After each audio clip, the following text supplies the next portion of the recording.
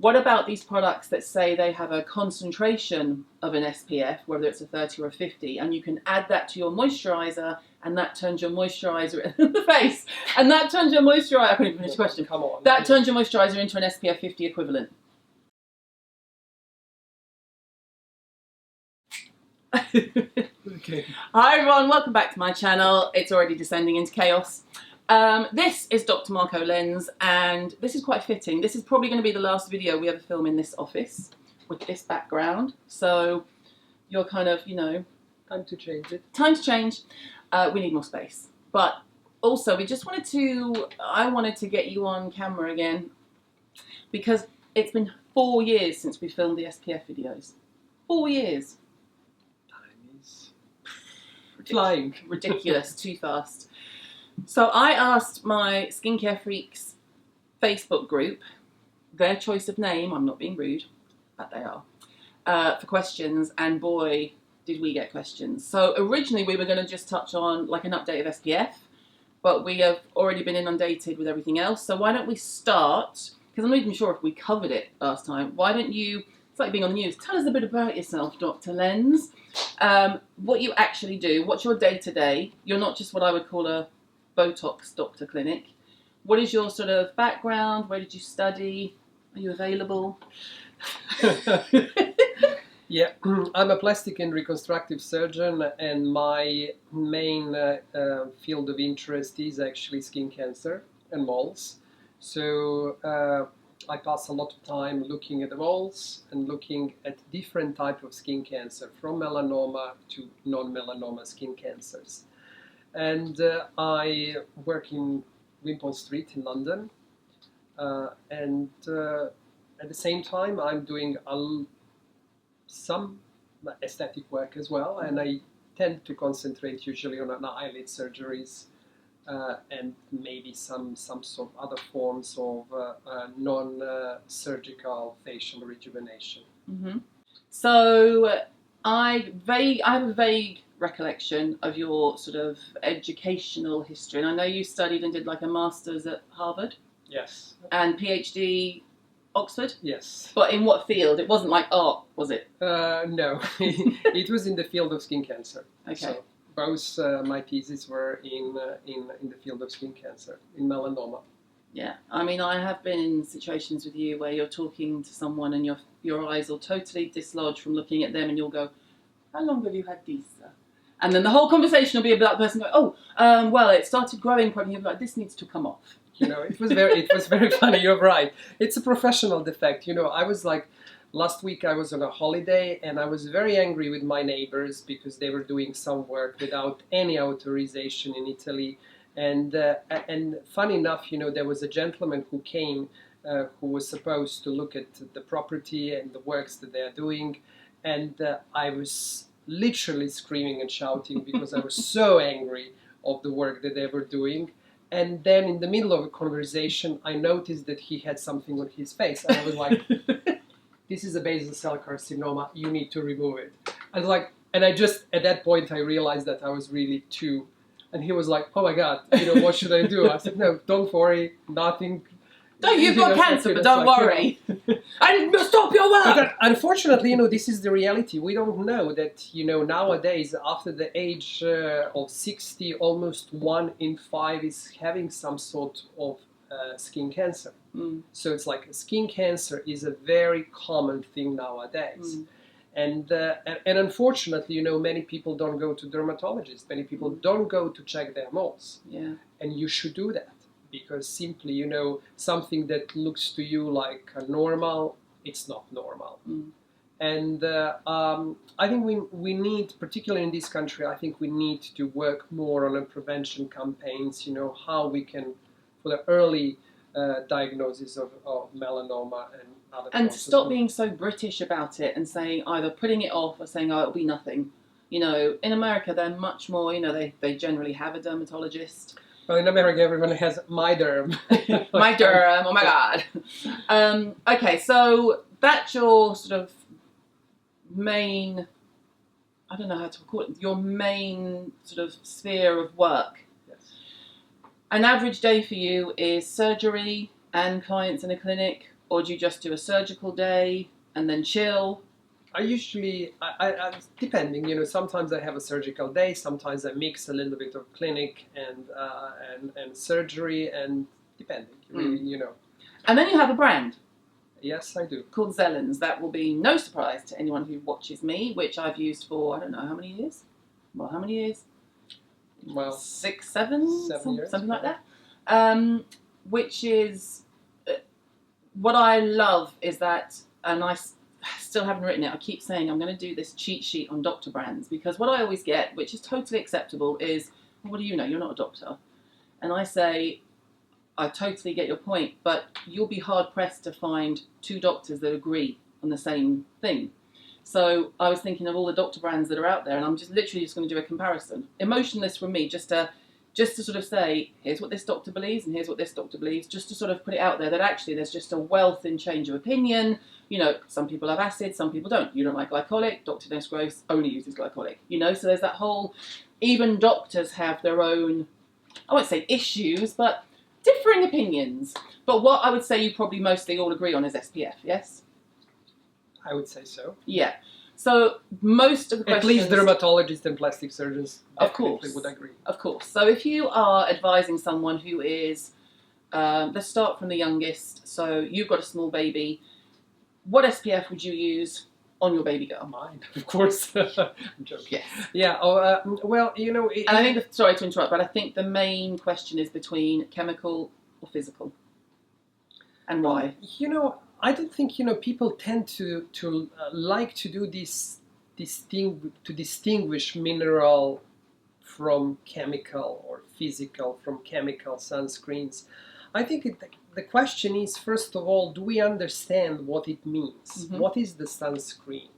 And I don't think, you know, as I was working for a long time in this industry and also as a clinician, I realized that people are very much confused. Mm-hmm. And if I would be a person with no knowledge in sunscreen, I think it would be very difficult for me to buy the sunscreen by simply going to the shop. Yeah. So, first of all, you know, people should know that when we're talking about sunscreens, we'll look at something called SPF. What is the SPF? It's like a sun protection factor. It's an indicator of efficacy of the sunscreen, but efficacy of the sunscreens to prevent burning from the sun. So basically, for the burning, only one part of the UV light is responsible, so-called UVB light. Yeah, B for burn. B for burn, if you want to call it. But it's not really that, but you know, many people, for the simplicity, call it like a B for burn. But basically, you know, so it tells you only about the time that you could spend on the sun without getting a burn. So let's say that you normally burn in 5 minutes without sunscreen. If you use the SPF 30, you could stay 30 times more on the sun, so 150 minutes without getting a sunburn. That's what is the SPF and the meaning of SPF. But then the confusion is going, what is happening with the UVA? Mm-hmm. How do I get the protection against the UVA? The UVA is not responsible for burning, but it's responsible for the serious damage of the skin, which could lead potentially later to skin cancer, because we all know nowadays that UV light is one of the major factors in development of skin cancer. Mm-hmm. There's more and more research showing that, you know, so-called intermittent or recreational exposure, where we go to the sun during, you know, winter for a couple of days and expose ourselves to the sun, is one of the major risk factors for the development of melanoma. While when we are talking about non-melanoma skin cancers, then a continuous exposure to the UV light is one of the major risk factors for the development of them. So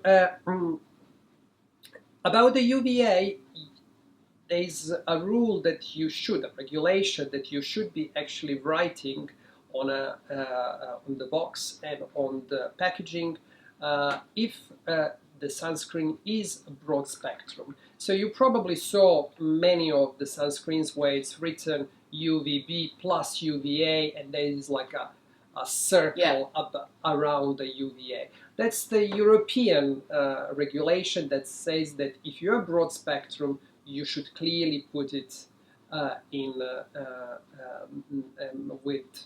by writing UVB plus UVA and a circle around UVA. In America, it's slightly different. In America, you need clearly to write a broad spectrum sunscreen.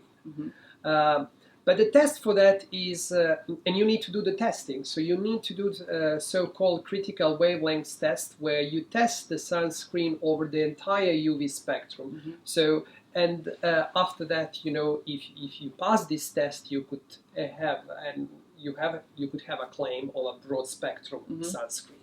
Now, many people don't understand that what you really need when you want to protect your skin is a broad spectrum sunscreen. And usually, and majority of dermatologists would agree that the recommendation is, if you go to the sun, to use SPF 30 broad spectrum. Now, many people going even higher, they're going with SPF 50 or SPF 50 plus. Well, I recently saw something like SPF 100, SPF 70 plus. Unfortunately, you know, the rules change, and you know, you should claim only up to SPF 50, and even if it's more than SPF 50, you could write 50 plus, but you cannot put any more than 50 on the box. And is that European, US, Australia, or everywhere? That's across the globe, basically. Nice that there's some cohesiveness. So a very common question that people are asking, what is the difference between SPF 30 and SPF 50? And we know that SPF 30 is actually absorbing 97% of the UVB light, while SPF 50 is absorbing 98%. So the difference is only 1%. One thing that you need to take into consideration, the amount of the sunscreens that you need to put in SPF 30 comparing to SPF 50. So for 1% of difference, you need in SPF 50 to put almost double amount of the sunscreen. Thicker. So it's much thicker. So, and then I think I should return to the question that you initially asked, you know, mineral versus chemical. And I just said, you know, it's like, it's the difference is in how they act. Chemical sunscreens are acting by absorbing the UV light, while physical or so-called mineral sunscreens are acting by reflecting the light. And that's the difference. Now, I don't know why in the last years there was like a kind of a negative connotation regarding the chemical sunscreens. Chemical sunscreens are absolutely safe. They are not hazardous materials, and I don't know why they have such a negative publicity.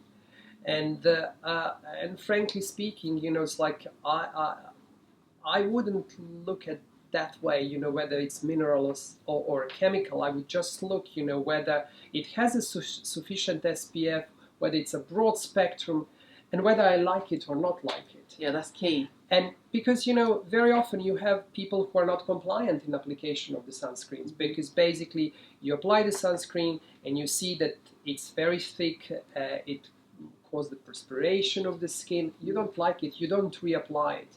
And if you don't reapply the sunscreen, your skin is not going to be protected.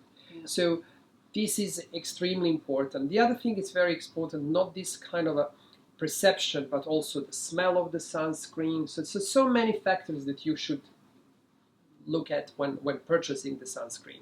But I would definitely say that whether you're going to go with a chemical or physical sunscreen, from the safety point of view, I think it's completely irrelevant. Now, it just has to say broad spectrum. It just has to be broad spectrum. The other thing that you have to take into consideration, because of course chemical sunscreens have had recently some bad publicity, but you have to think about also bad publicity of physical sunscreen or mineral sunscreens, because nowadays majority of mineral sunscreens, at least many of them, are using nanotechnology. So they're using nanoparticles. And there's a huge story, you know, is it safe to use nanoparticles? Is it safe? You know, more clear mineral sunscreens, more chances that the particles, you know, that we actually, the sunscreen is using nanomolecules. So this is another question as well. And there is also the story, and you know probably the story about Hawaii, which issued a ban for 2 chemical sunscreens. The question is, there is some evidence showing that also nanoparticles of mineral or physical sunscreen can also damage the coral reef. So what's going to happen in the few years? Maybe, you know, those will be abandoned as well, or banned again. Yeah, I don't know. It's just difficult. The question is, you know, it's like the sunscreen technology is so huge, so big, and I'm asking the question: how is it possible that in 1935, we had 1 melanoma in 1,500 people, and we had no sunscreens at all. And nowadays, we have 1 melanoma in 50 people, and we have plenty of sunscreens. And plenty of education. So what we are doing, there's something wrong. I think it's the question of our behavior, that we're exposing ourselves too much to the sun, that we're not protecting our skin, or that we are protecting but wrongly protecting. And that's where we're coming to the main question: how much sunscreen I should use and how often I should reapply my sunscreen. One thing that people don't understand, that if I go to the beach and I stay for like a day, I would almost need 1 bottle a day. Yeah. And I don't know anyone who is using 1 bottle a day at the beach. No, we went to Abu Dhabi, and we went about a month too late, and it was like 35 to 40 degrees every day. So when we could sit out, we had umbrellas and everything, but I was reapplying hourly. I just said, there's no way, even if it says SPF 30, I don't trust. I could normally sit out in the sun for 15 to 30 minutes, not burn. I'm quite olive-skinned, but I could feel the heat even under the umbrella, and I was all over the kids. I mean, they were bored of me saying, come in, you know, I need to reapply, and they were like, you've just done it. And I was just like, I just don't trust. You know, I was using really good quality, and I was taking loads to test. And when I say test, I wasn't using my kids as guinea pigs. What I was doing is just seeing which ones they preferred. They were all high SPF, they were all broad spectrum. But for me, I was reapplying hourly, especially on my face, and didn't burn. You're still going to get colour, because as soon as you're exposed, you're going to get colour. Well, this is another thing. You know, people very often come to my office, they say, doctor, I had been using this sunscreen and it's fantastic, I didn't burn and I got such a healthy tan. There's no healthy tan. I love that saying, there's no healthy tan. There's no healthy tan. The moment, you know, you have a tan, that means the damage happened. Yeah. So the damage happened in your skin, because that's the way how our skin is reacting to the UV, by tanning. Yeah. So it's like, if the damage happens, you will have the tan. Yeah. So, stepping aside slightly, the other variations of SPF. So my 2 biggest questions lately from readers have been, 1, what about women who want to go out during the day? How do they reapply their SPF over their makeup? What do you think of all the sprays that are out there at the moment? Are they sufficient to sort of take you out for 15 minutes when you're going to lunch to buy a sandwich? You can answer that one before I give you the next one. Okay. Yeah, the next one might take a while. I mean, you know, the sunscreen should be always the last part in your sun care regime. So you do whatever you like to do. You clean your skin, you apply your serum, your cream, moisturizer, and then you apply your sunscreen. And after that, you should apply your makeup. Now, if you ask me personally what I think about the makeups or foundations with SPF, I don't think they offer SPF sufficient protection. They're not broad spectrum, majority of them. So it's like, if you want to apply only your foundation instead of sunscreen, I think it's absolutely wrong. Whether it will give you some protection, yes, but whether you're going to be fully protected, then no. Now, what you do if you apply the sunscreen as the last step of your skincare regime, and then apply your foundation with or without sunscreen, it's irrelevant. What do you do then? How do you boost? Technically speaking, you should reapply again after 2 hours. If you are exposed to the sun, you should reapply your sunscreen. And no one's going to do that. And in reality, it's so do you think the sprays are useful?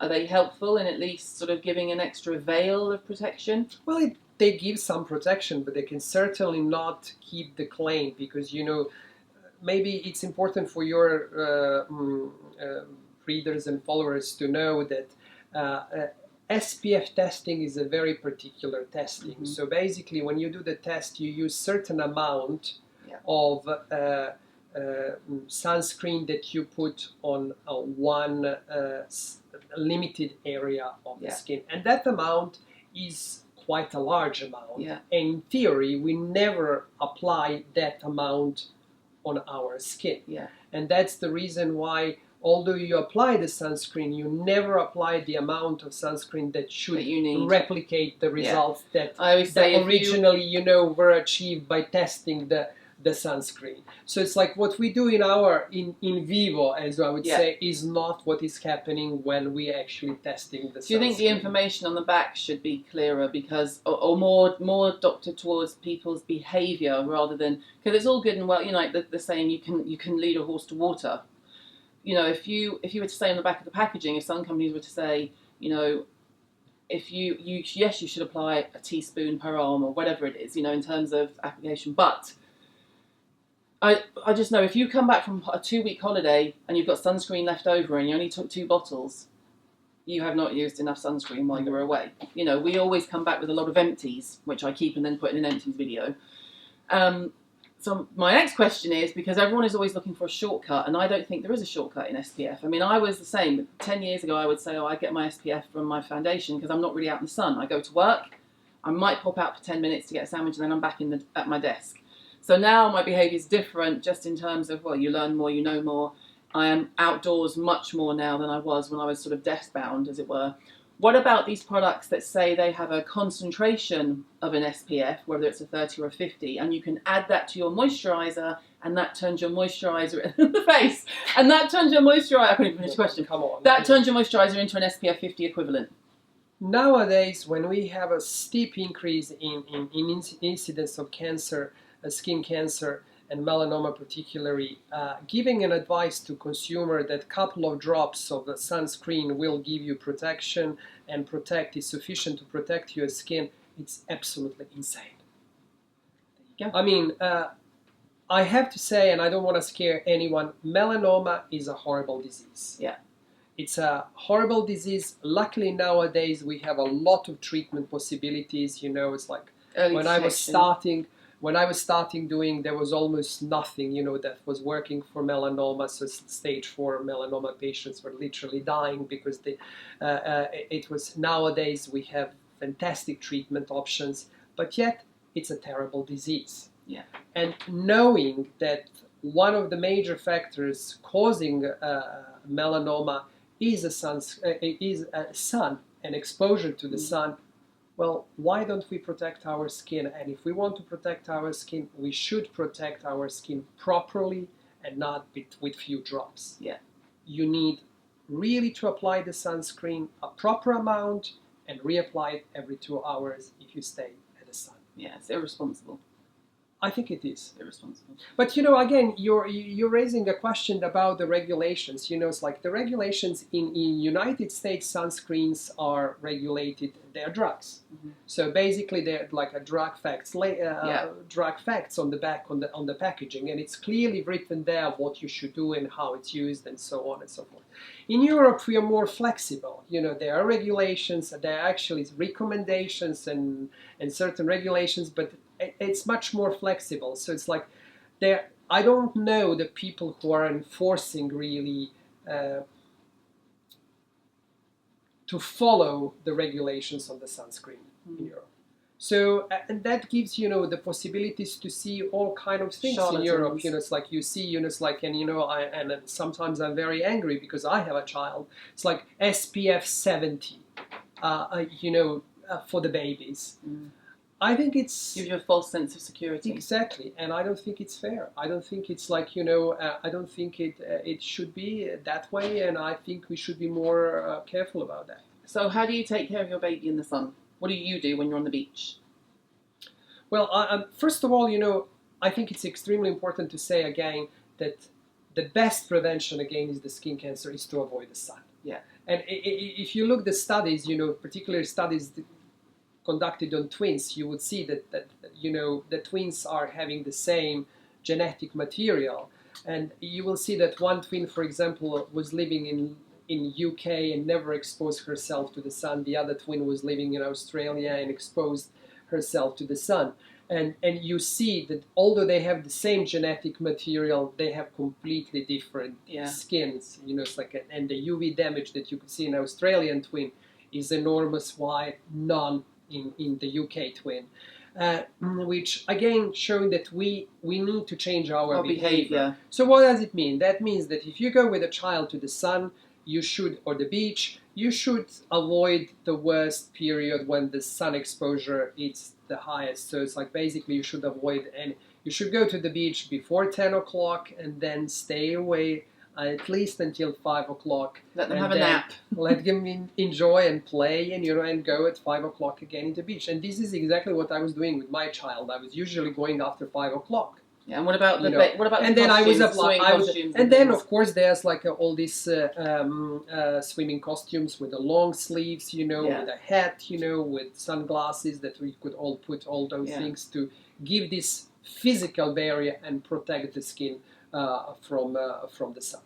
On that note, the eye area. So moving on slightly to the eye area, when my eye area got significantly more aged when I started wearing my glasses, because I wouldn't think, and I would be out in the daytime without prescription sunglasses in my normal lenses, which are basically a direct line of heat, like a laser beam, to the eye area. So if you are a glasses wearer, do you think everyone should have prescription sunglasses? In an ideal world? Or SPF eye cream, or both? Well, you know, there's no reason why you shouldn't be using your SPF close to the eyes. You know, it's like just using for the eyelid area as well. I mean, that's the skin and that needs to be protected. But now the question is, what is the sunscreen? Many people have such a sensitive skin around the eyes, you know, and the sunscreen might irritate and cause the irritation of such a sensitive skin. But yes, I think, you know, with the glasses, you should. It would be great if you have a prescription, you know, it's like, and at the same time sun protection. Yeah. And, you know, all this changing of the glasses in the beach could, you know, expose the very vulnerable area of the eyes. This area around the eyes is really very sensitive. And we very often forget, you know, how much damage we can get in that area simply by not protecting the area. Okay, parking sunscreen. Let's talk about vitamin C. We finished sunscreens? Well, we can come back to it, but we could be here for hours, and there were so many questions. So if we park sunscreen and we jump into vitamin C for now, one of them is related to the sun anyway, because there's been lots written, and I never say it's a study or anything medical until I've seen it, because it could just be marketing spiel, about vitamin C degrading in sunshine and vitamin C not working properly if you use it with an SPF. Do you know anything about this, or is it nonsense? You know, the problems with vitamin C is the stability. Vitamin C in a pure form called ascorbic acid is a very sensitive molecule. It's a very vulnerable molecule. So it's like it's a non-stable molecule. So it's like if you have vitamin C in a form of ascorbic acid and exposed to the sunlight, it will degrade within a few minutes. So of course, you know, if you're using a product which contains ascorbic acid, you will definitely have the problem with the stability. And in fact, I don't know if you remember years ago when some companies started to produce vitamin C and use the vitamin C in higher forms, ascorbic acid, like in 10% and above 10%, you will see that the product will be beautiful at the beginning, and after a very short period after exposure, you open, you see that the product turns to be brown or dark or kind of orange color. That's because a non-stable form of vitamin C was basically degraded. Nowadays you have esters of vitamin C, which are very stable molecule, and you don't have that problem anymore. So you could easily nowadays formulate a product with 20% of vitamin C in an ester form, and you will not have a stability issue. So you think that if people are still harping on, or brands rather, not consumers, if brands are still saying we have the most stable form of vitamin, it's just marketing, because now you can have a stable vitamin C and we need to move on and look at the next thing?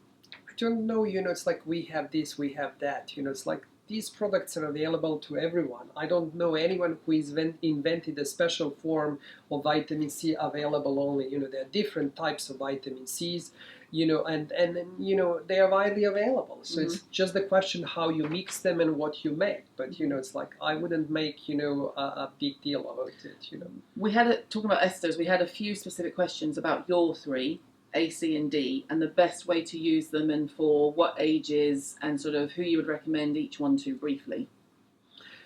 In my vitamin C in ZELENS, actually, vitamin C, Power C, I use 20% ester of vitamin C, so it's like a stable formula.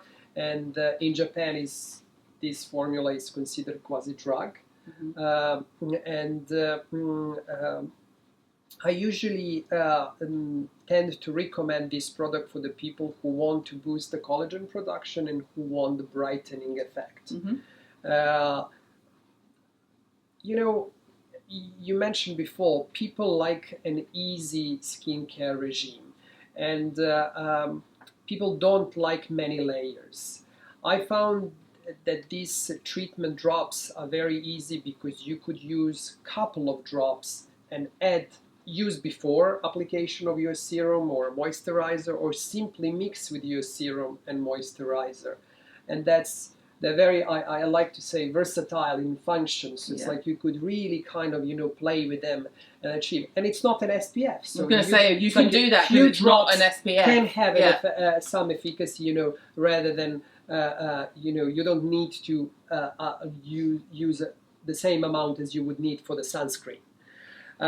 Regarding Power A, we're using retinol, and I suppose that's another subject that you wanted to open. And then we have Power D, which is my favorite. Well, Power D is actually pro-vitamin D, so we all have in our skin pro-vitamin D. And this pro-vitamin D that we have in the skin is converted in the skin into vitamin C upon exposure to UV light. And so what I wanted to do with this product, I wanted to create a product that is containing so-called biomimetic lipids, so the lipids that are similarly structured from the structure point of view, very similar to those lipids that we have in our skin. So the whole point was to restore the lipids and in that way to help restore the skin barrier function, which is extremely important because, you know, with all the products that we use, in particular with the acids, we are tending to destroy the skin barrier function. So repairing the skin barrier function is extremely important. And also there are so many skin conditions where the skin barrier function is actually damaged. And the point is, by adding this product, is to reinforce the skin barrier function. And it does it brilliantly. And to help, you know, and at the same time also to boost moisture, because by containing the lipids you also boost the moisture and you know, and reduce so-called transepidermal water loss. When I called you recently, I don't know if you, because I've only taken me a few years to realise that the YouTube viewer is very different to the Instagram viewer, but my Instagram viewers will know that I had a massive allergic reaction to a product I was testing recently. And Louise was with me. And I remember your phone call, for sure. And we were helping, it was just before we went, it was the night before we were going away to Abu Dhabi, and I put this product on, and then I thought, I feel really hot, and I looked up and I could see her face, and she's her face now off camera going, oh. And I went, God, I feel really hot, and she just went, oh my God, and I was beetroot red, and I could feel it burning all the way down, because you know, when you know your skin, you know it really well. So I went into almost a panic mode, whereas in a normal emergency case, I'm the person you want around. I'm the one who goes, I'll fix the child, don't worry, take a breath. I was just going, oh, what do I do, what do I do? And it was this one who went, where's the ZELENS recovery balm? But she knows where everything is, because we had just been packing everything up and sorting out boxes and stuff. So and then I called you and I was FaceTiming going, look at my face! Look at my face! And I literally, and I brought them with me because this is what's left. I had a brand new Power D and a Z recovery.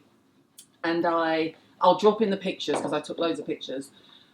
Within 20 minutes, maybe 20 minutes, the redness went, the heat went immediately, the redness came down, And I swear, if I didn't have those products, I would not have been able to leave the hotel room when we were in Abu Dhabi. And when I was on the beach and by the pool, I was doing vitamin D, ZELENS recovery balm, and then SPF 50. And then I would mist just to keep the hydration, because your skin goes like a sausage roll. It's just flaky and dry, and it was awful. So it absolutely, the vitamin D in particular, I know from all the comments on Facebook as well, is the one that everyone is just like, if you're unsure but you've got any kind of skin problem, go for the D, because we're all deficient anyway, aren't we?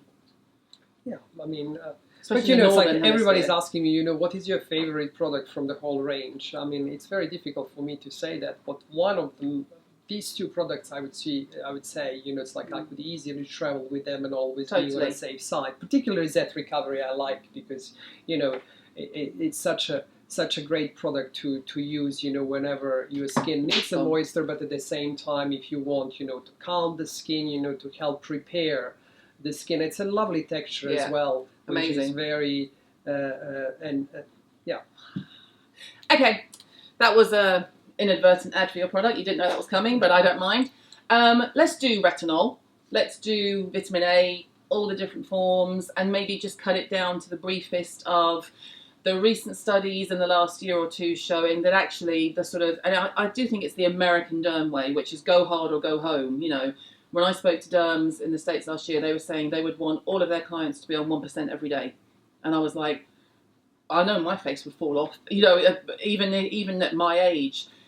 Do you think there is more behind the studies showing that actually little and often, a little every day is much better than going in hardcore 3 times a year and doing a big tube of prescription strength? Unfortunately, there are no studies that are compared, it's like, hardcore versus like a softcore, retinol treatment. But the question is, retinol is a great molecule, first of all. I mean, it's a great molecule, and if we're talking about skin renewal, that is the number molecule, one.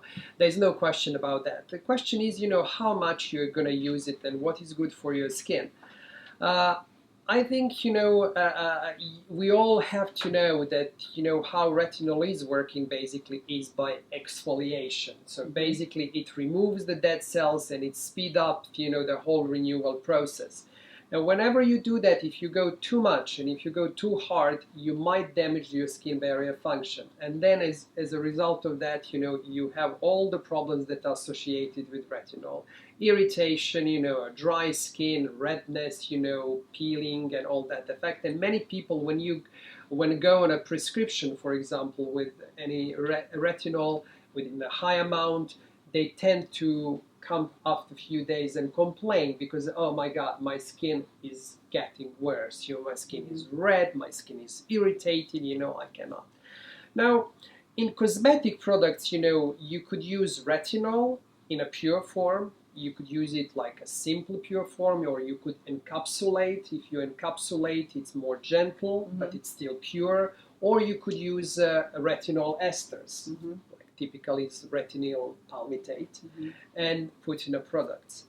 In United States, there are no regulations regarding retinol in cosmetics. In Europe, there is a recommendation. In Europe, in face products, you should have up to 0.3% of retinol or retinol equivalent ingredients.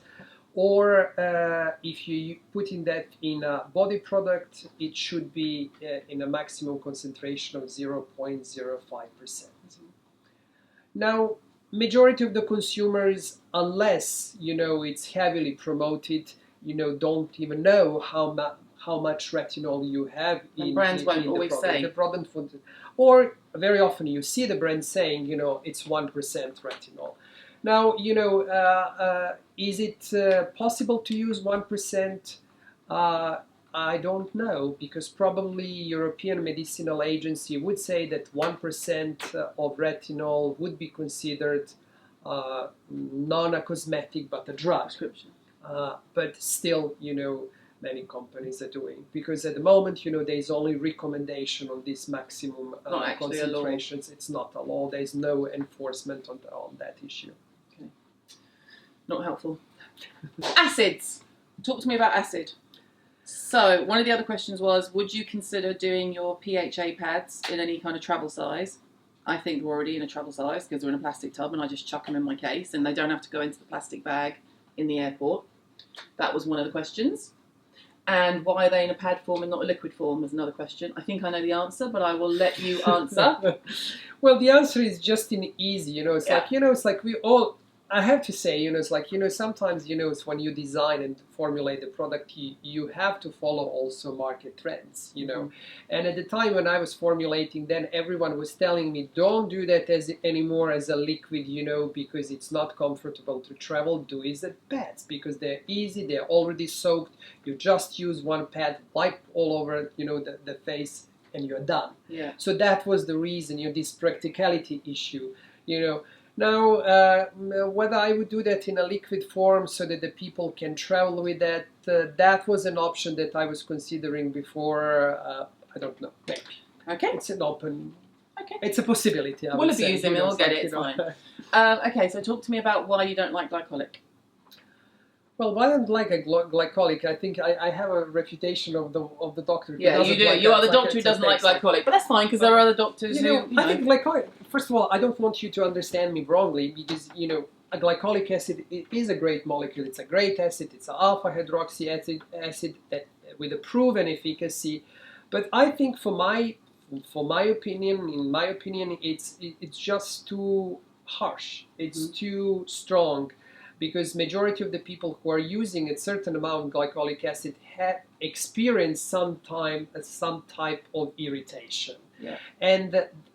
But that's not the reason why I don't like it. My concern is actually the increase of the sun sensitivity following the use of glycolic acid. We all, of course, glycolic acid will help you with the pigmentation, with wrinkles, with the pores and all that stuff. But we forget that the skin that has been treated with glycolic acid will be more sensible and more vulnerable to the sun. Yeah.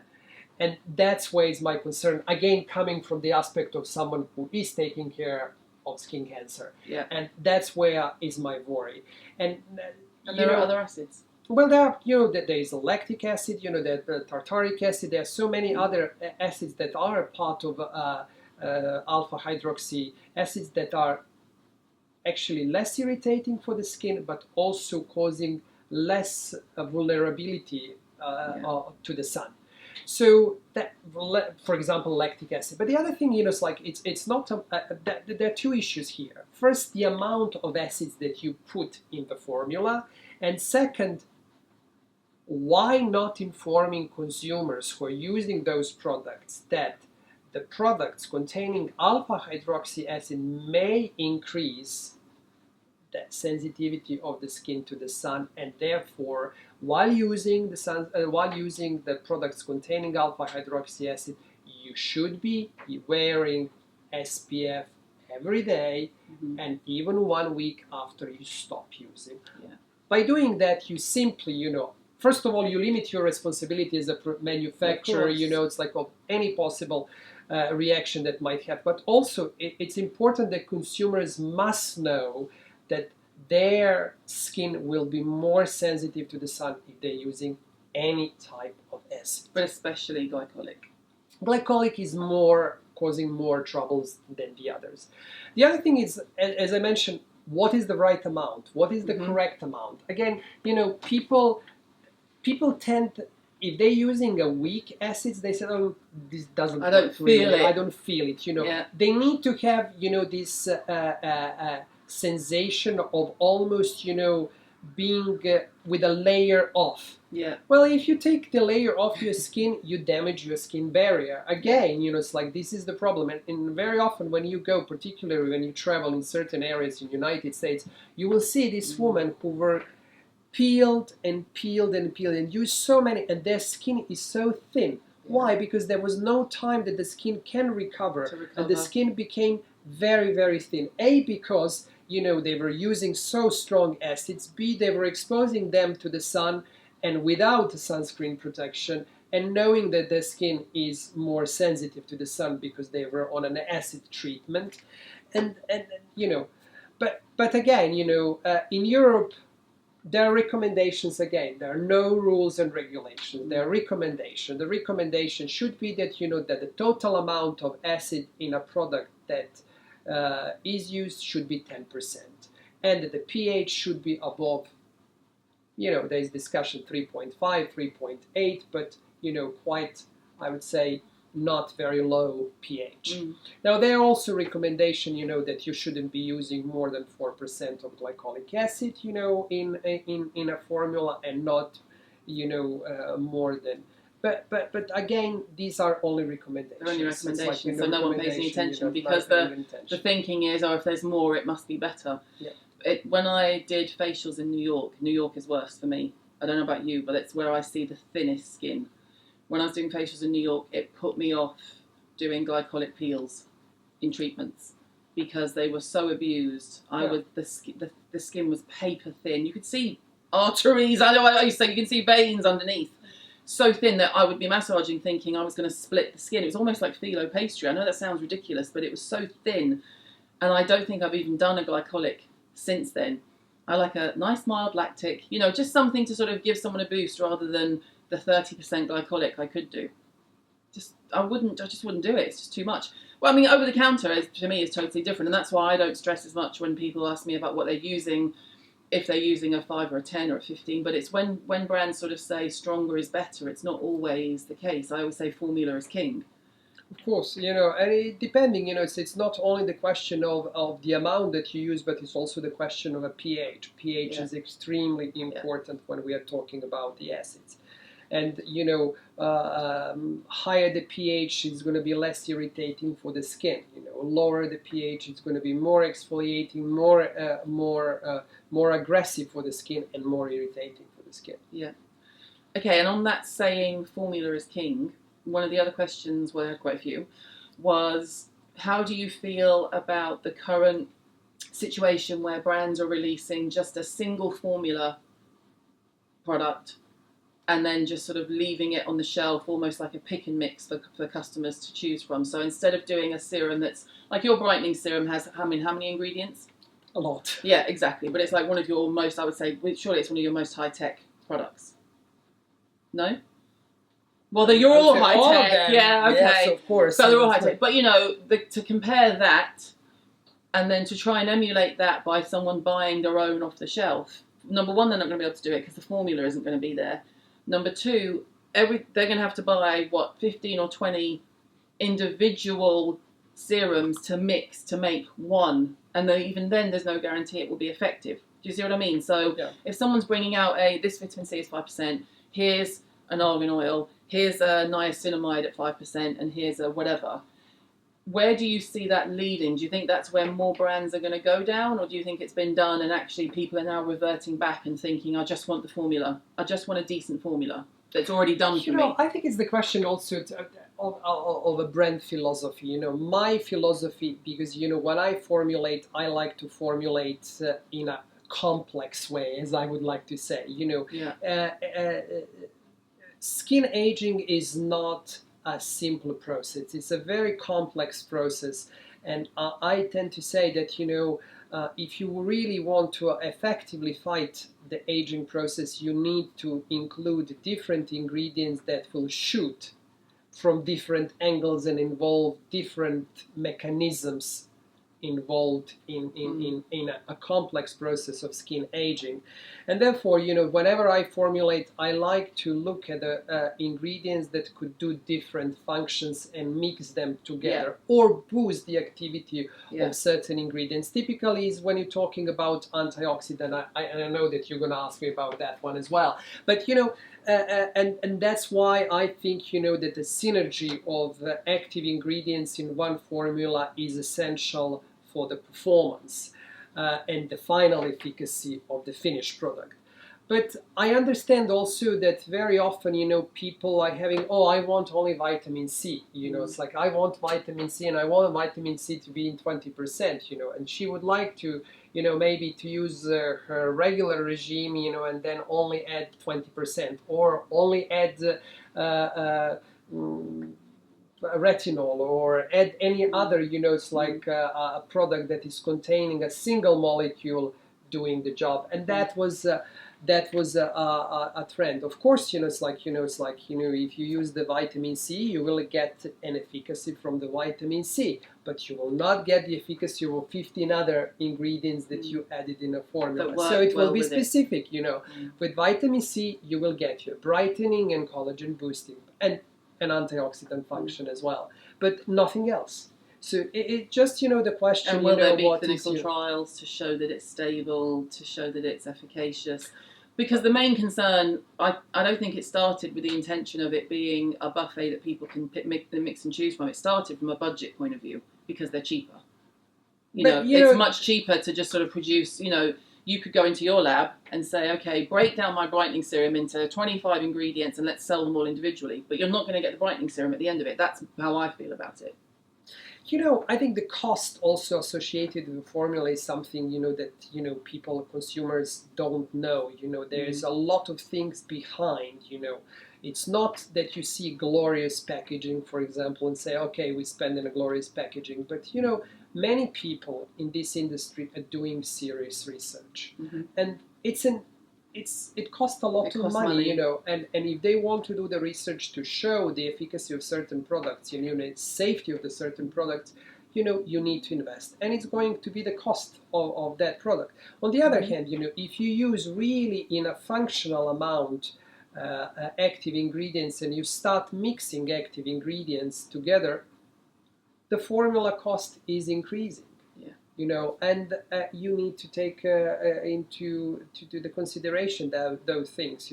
Now, unfortunately, sad thing is that we all claim to be scientific. We all claim to be based on scientific evidence. We all claim results, but in reality, there's not so much a genuine and honest research that has been done to prove the efficacy. And frankly speaking, Caroline, I don't know how much impact would have if I come in front of the consumers and show the results of my research published in a peer-reviewed medical journal comparing to your work.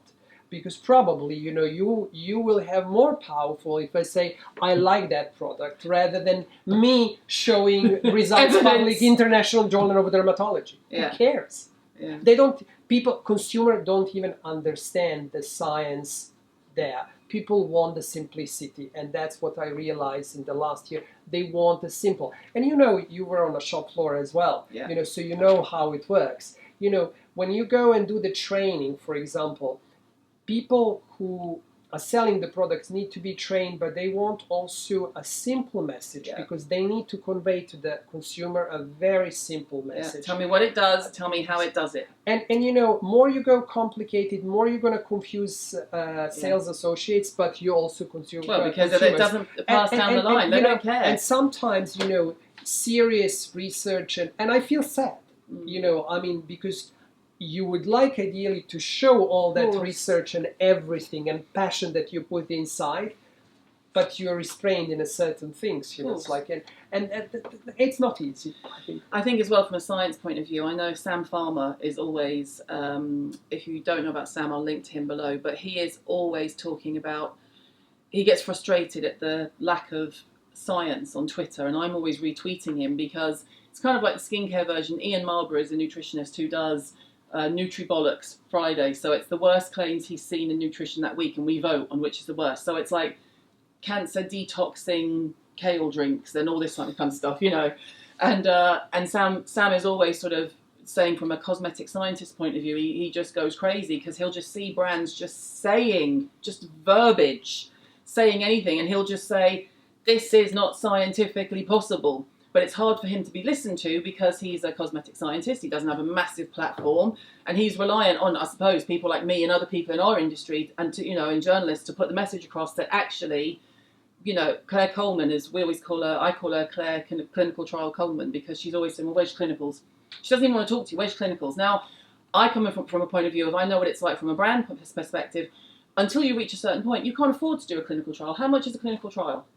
Well, depending, what clinical trial you're doing, it's like if you're going for a simple self-assessment, kind of that majority of the companies are doing, you will, have pool, I don't know, I mean 20, 30, 50 women, and you know, give them the product and ask them the questions and they will answer, you know, I mean, but then you will have a self-assessment. Yeah. But if you do a proper clinical trial, and particularly if you want to do the randomized clinical trial, which is actually the best evidence regarding the efficacy of our product, it's going to cost you a lot of money, and it's going to take hell of a lot of time. You know, it's like, I remember, you know, and sometimes, you know, funny enough, you know, if you look at the product, sometimes the product that you have a fantastic clinical trials, you know, not selling, you know, and not performing so well comparing to other. Because the message hasn't got through. The message getting through. Yeah, you know, one of the typical products that I like to say from my range is an antioxidant serum. It's the product that has been seriously tested, published. I love that face. Published in the Journal of Drugs of Dermatology. Fantastic results achieved, because, you know, it's like I wanted to create a product that combines several antioxidants that actually act to reduce the effect of 3 types of free radicals, because there are 3 types of free radicals, like reactive oxygen species, reactive nitrogen species, reactive carbon species, and you know, and product is having all of that, you know, and you know the product, right? Yeah.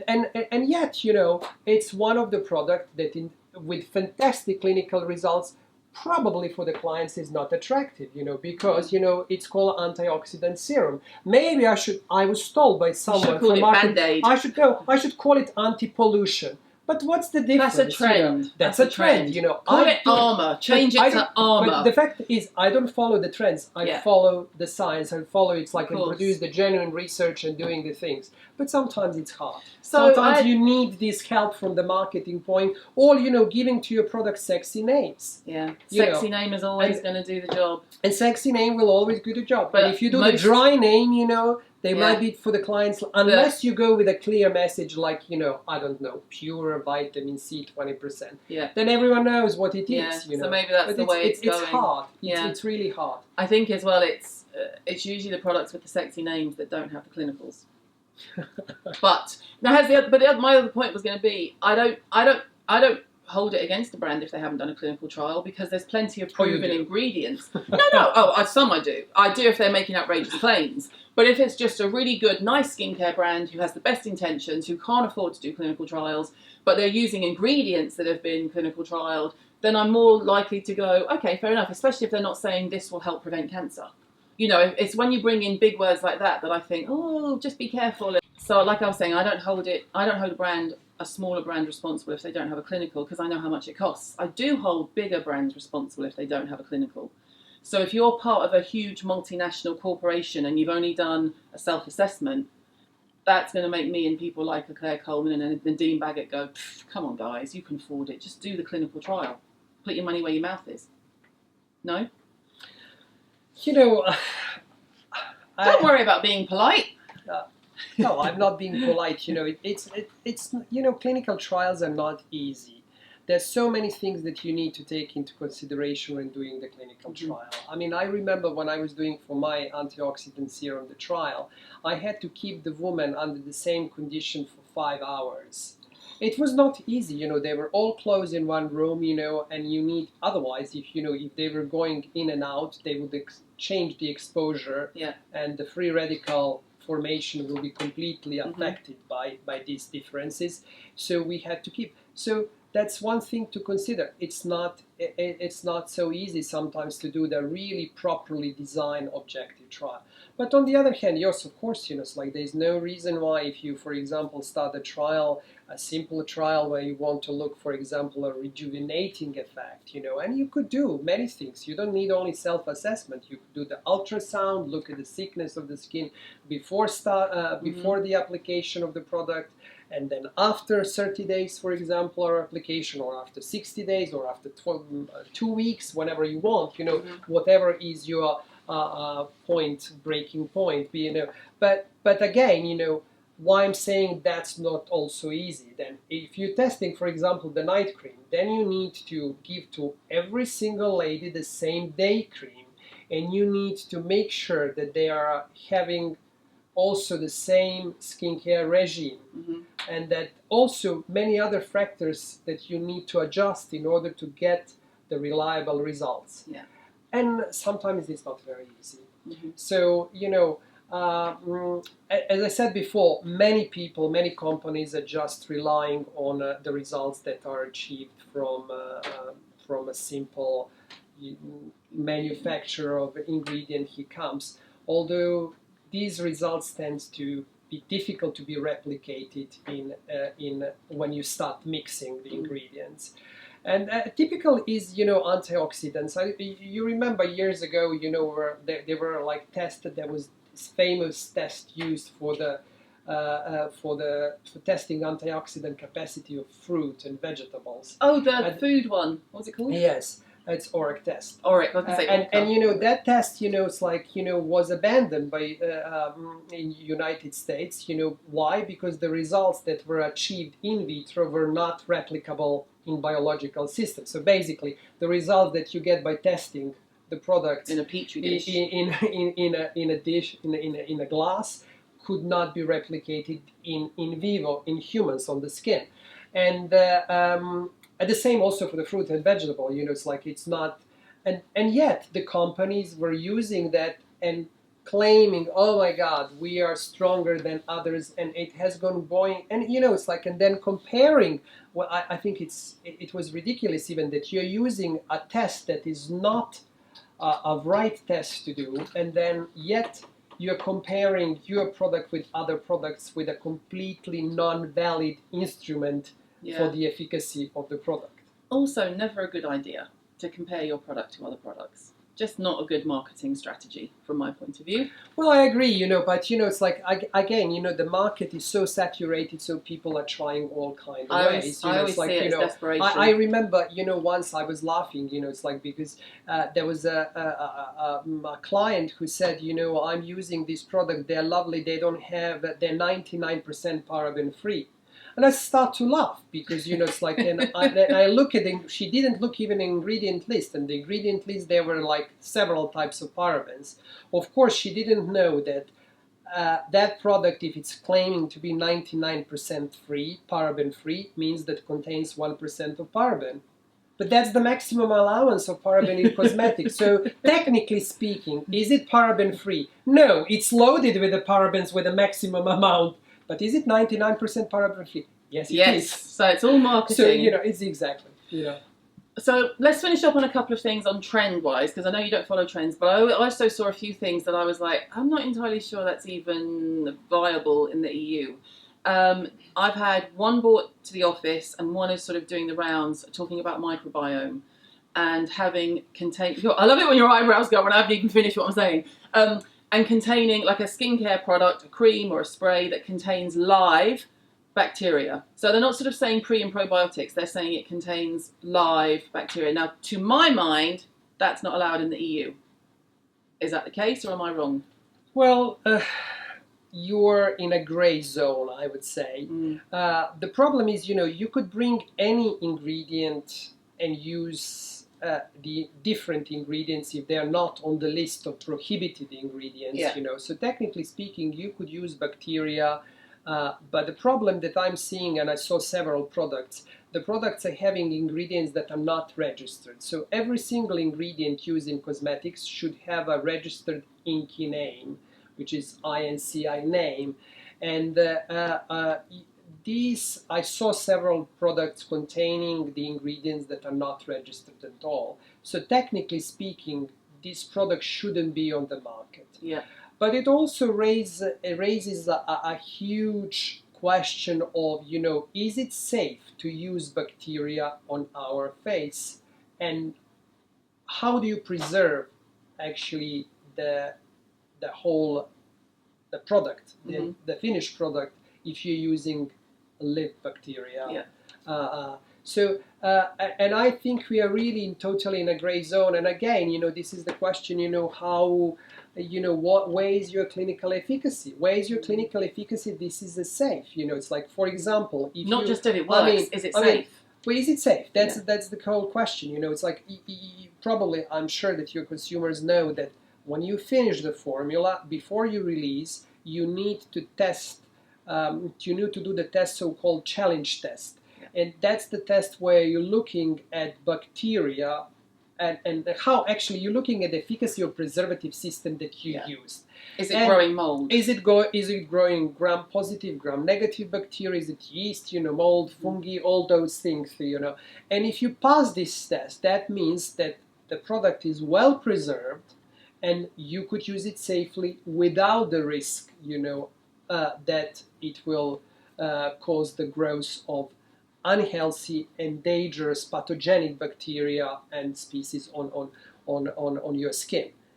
If you're using, bacteria, if you're using bacteria in a product without any preservatives, the question is, what is going to happen? And do we know at all that these bacteria that you use are really bacteria that are healthy for the skin, and what would be the effect of those bacteria on the skin?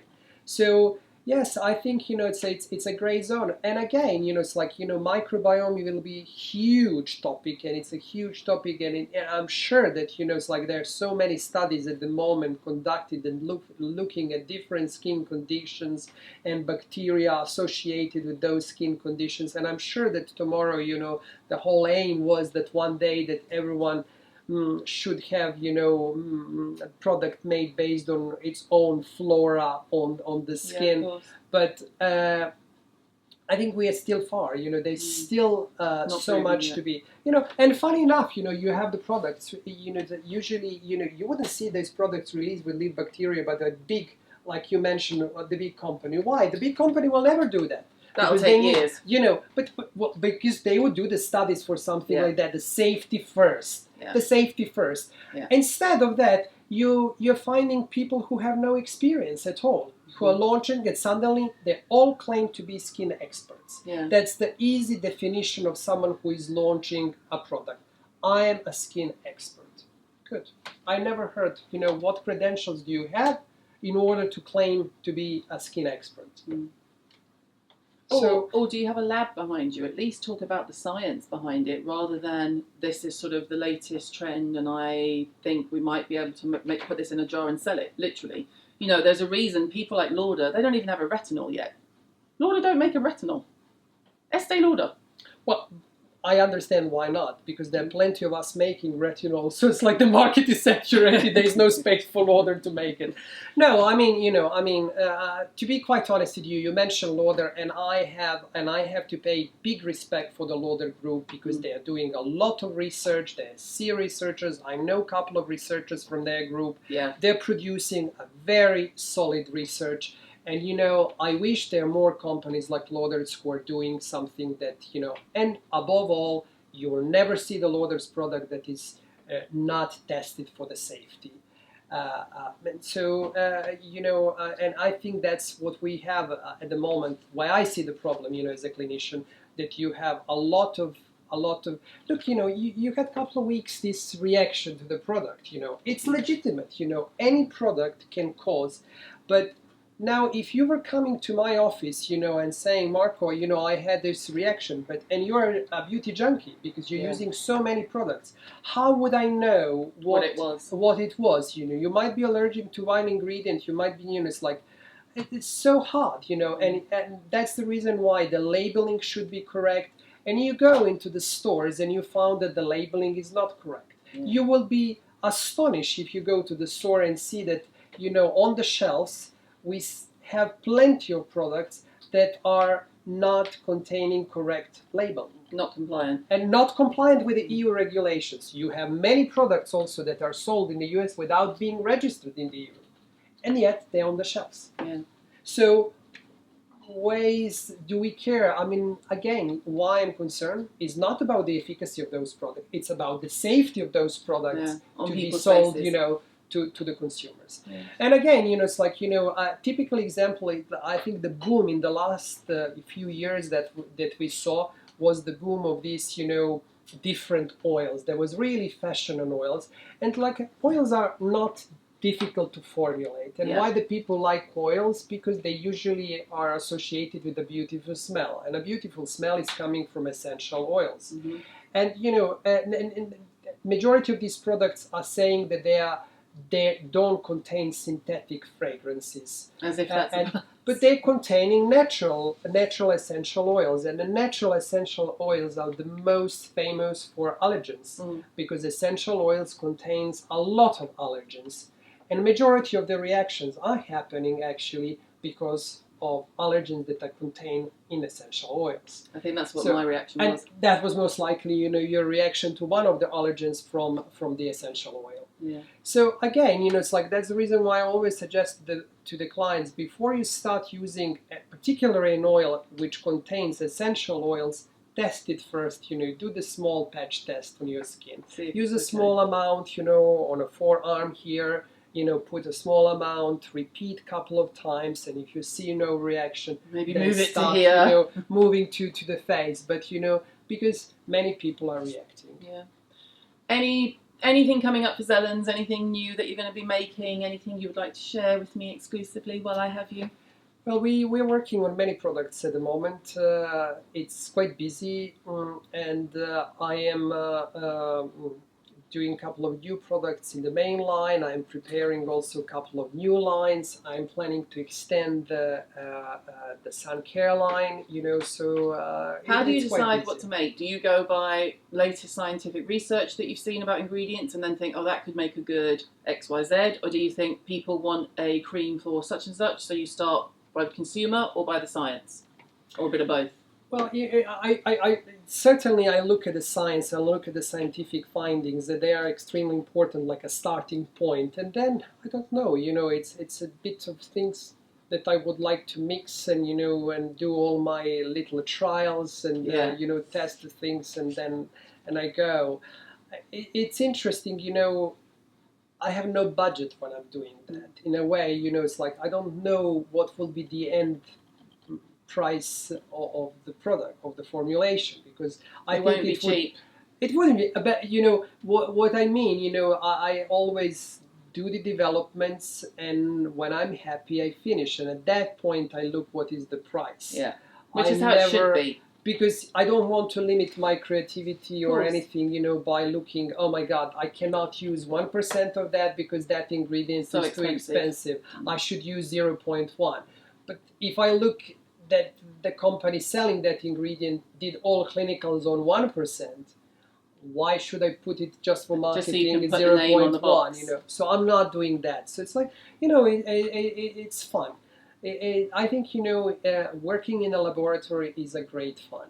It's a great fun, but it's a hard work as well because, unfortunately, many of my projects will never see the light because, you do the testing, and I think recently, the manager of my company asked me, Marko, how many products do we have in development right now?